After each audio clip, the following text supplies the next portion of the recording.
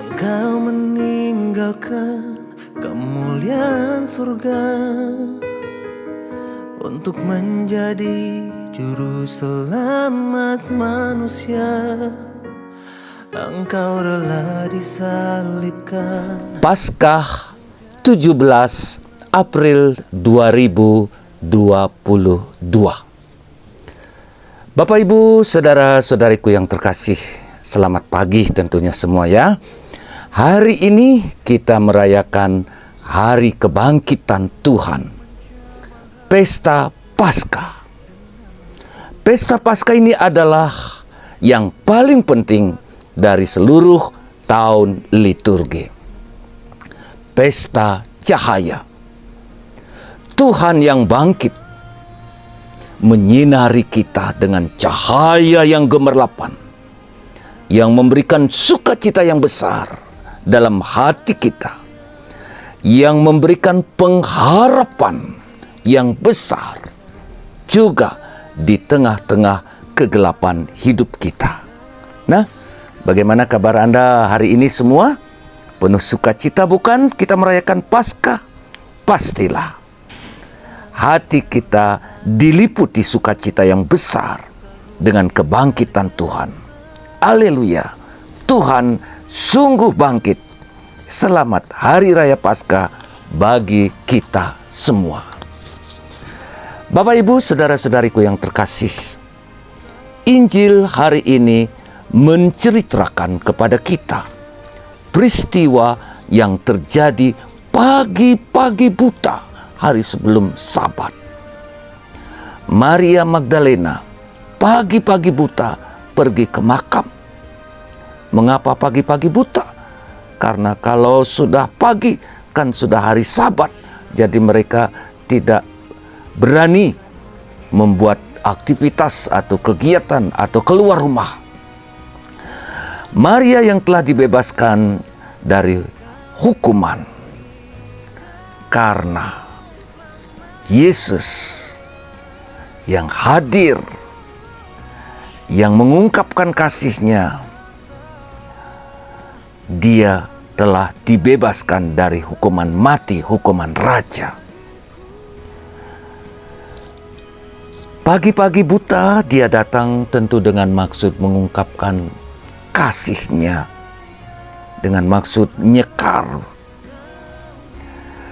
Sesampainya di makam, Dia sangat terkejut dan takut pastinya.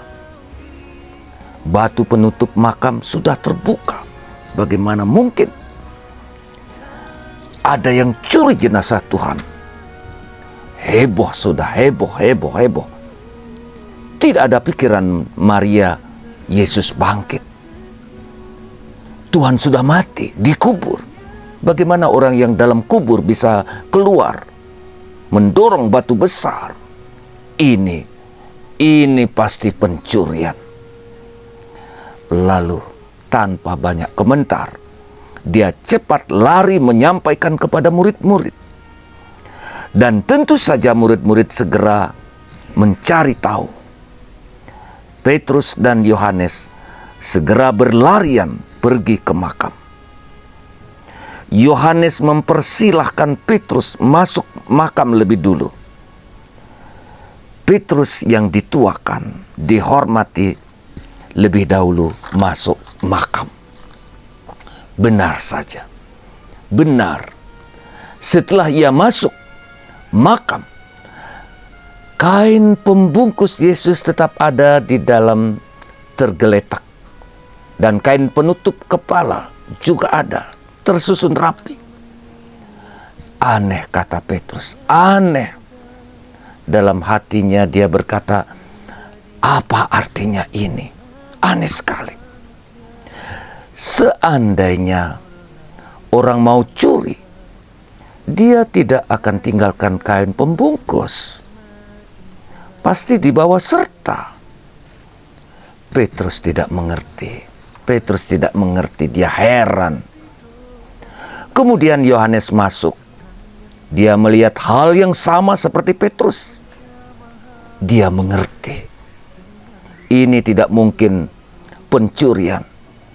Jenazah Yesus tidak dicuri. Dia pasti hidup. Tentu saja hidup yang berbeda dengan hidup yang di dunia ini. Ia percaya. Ia percaya. Bapak, Ibu, saudara-saudariku yang terkasih, dua orang melihat peristiwa yang sama. Yang satu tidak mengerti, yang satu melihat dan percaya. Padahal Yesus sudah berulang kali menyampaikan kepada mereka, dan sebelum kejadian peristiwa ini, dia akan disiksa dan mati, dikubur, mati disalib.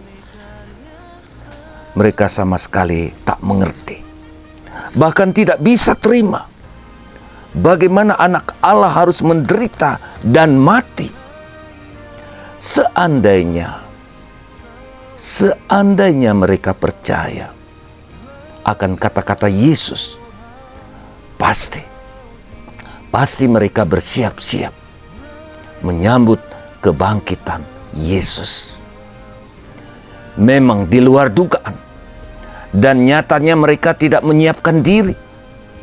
Karena kabar dari Maria Magdalena, mereka bergegas-gegas pergi ke makam. Nah, Bapak, Ibu, saudara-saudariku yang terkasih, kita sekarang yang menghadapi peristiwa ini, kita mengetahuinya dari kitab suci. Kita hanya bisa menerima kebangkitan Tuhan ini dari iman tentunya. Secara manusiawi tidak bisa kita menjelaskannya. Kebangkitan Tuhan Yesus, Bapak, Ibu, saudara-saudariku yang terkasih, membawa suatu perubahan, membawa transformasi. Petrus yang sebelumnya tidak percaya, tidak terima, kini dia sungguh mengalami perubahan yang besar. Bagaimana setelah Kristus yang bangkit berjumpa dengannya, dia mengalami perubahan yang besar. Ketika berada di rumah Kornelius, dengan yakin dia berkata, dalam nama Yesus yang bangkit, anak dan orang sakit disembuhkannya. Petrus memberikan kesaksian. Memang dia tidak menampakkan diri kepada semua orang, hanya kepada kami yang duduk makan bersama dengannya. Yesus bangkit penuh dengan kekuatan. Dia juga sebagai hakim yang akan menghakimi hidup kita di dunia ini. Dan Paulus, Bapak, Ibu, saudara-saudariku yang terkasih, Paulus meyakinkan kita, Kristus yang bangkit akan mengajak kita bangkit bersamanya. Bukankah baptisan kita, sesungguhnya kita mati dalam dosa, dan baptisan membangkitkan kita dari dosa. Kita menjadi manusia baru. Dari manusia lama menjadi manusia baru. Kristus yang bangkit telah merubah hidup kita. Kita tidak hidup lagi hidup duniawi. Kita diberi hidup baru, hidup surgawi, sebagai manusia baru. Nah, Paulus menegaskan, dengan hidup baru ini, dia mengingatkan, carilah perkara-perkara di atas. Carilah perkara-perkara surgawi. Dengan ungkapan ini sebenarnya apa yang Paulus ingin katakan? Kita diajak, meskipun kita hidup di dunia ini, memikirkan hal-hal yang baik, memikirkan hal-hal yang akan mempersiapkan kita masuk dalam kerajaan surga. Dan selama di dunia ini, kita diajak untuk berbuat kebaikan, berbuat kasih, berbelas kasih kepada semua orang, dan terutama mereka-mereka yang membutuhkannya. Hiduplah dengan penuh belas kasih seperti Allah berbelas kasih kepada kita. Layani orang lain yang membutuhkannya dengan penuh kasih. Hiduplah layaknya sebagaimana Kristus hidup, melayani, menjalankan kehendak Bapa, dan itulah makanannya setiap hari. Nah, Bapak, Ibu, saya ucapkan selamat Hari Raya Paskah Semoga Paskah ini sungguh memberikan pengharapan yang besar kepada kita. Paskah ini merubah hidup kita menjadi hidup baru. Dan Paskah ini memberikan semangat baru. Cahaya Kristus menerangi kita. Maka semoga kita berjaya di dunia ini, mengungkapkan iman kita, dan kita berani bersaksi Kristus sungguh bangkit. Haleluya, haleluya, haleluya. Selamat merenungkan, baca firman Tuhan. Baca, renungkan, dan renungan ini hanya membantu mengantar Bapak Ibu untuk lebih jauh lagi. Terima kasih. Tuhan memberkati Anda semua. Salam, saya Romo Agus Inyoman Murtike SPD, Domus Orationis Batu Malang. God bless you all. Haleluya.